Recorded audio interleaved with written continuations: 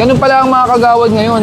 Ikaw rin, sir, ang gobyerno ka, nagpapa-ganyan ang mga asta mo. Alam mo sino ka. Ay, ikaw na una eh.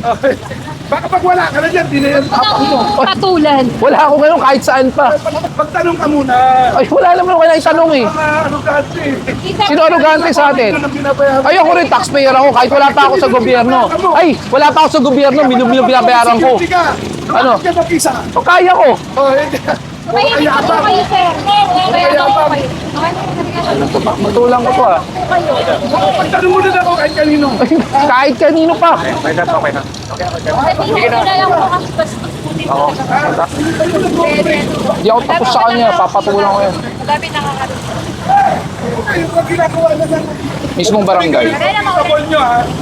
Oo. Huwag na kami kayo Okay, propita sige, thank you. Ano ang memo na sa inyo ng NDA. Bawal na kayo nag-video. Ayaw ko na violate. Ano? Sige, nag-upload kayo. Ano kayo? Kayo? Ano? Ay, magtanong mo. Magtanong mo.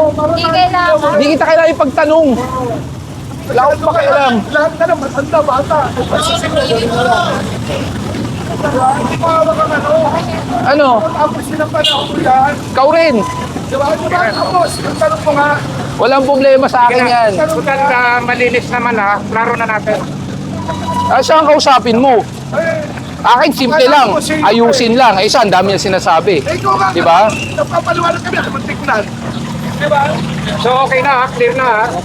Wala na tayo. Kung makikita Okay na, mo punaw na natin. Ang instruction dito ni GM, aaraw-arawin. Sige, gagamitin mo. Eh, yan ang instruction eh. Pag nakausap ka si Jim, makikita. Ay, baka na nakuha namin sumagot. Clear niya na, clear na ako. Kayo nagsasalita, sir. Sige na, punaw siya. Mali kami. Pero, Sige, parating na EPD. sige na, clear niya na. Malinis naman ako, nakuntay na kami. Tingnan lang kung meron kinahuli. Sabi ko wala kasi malinis si Paning. Kaya may bago kami pinag-iba.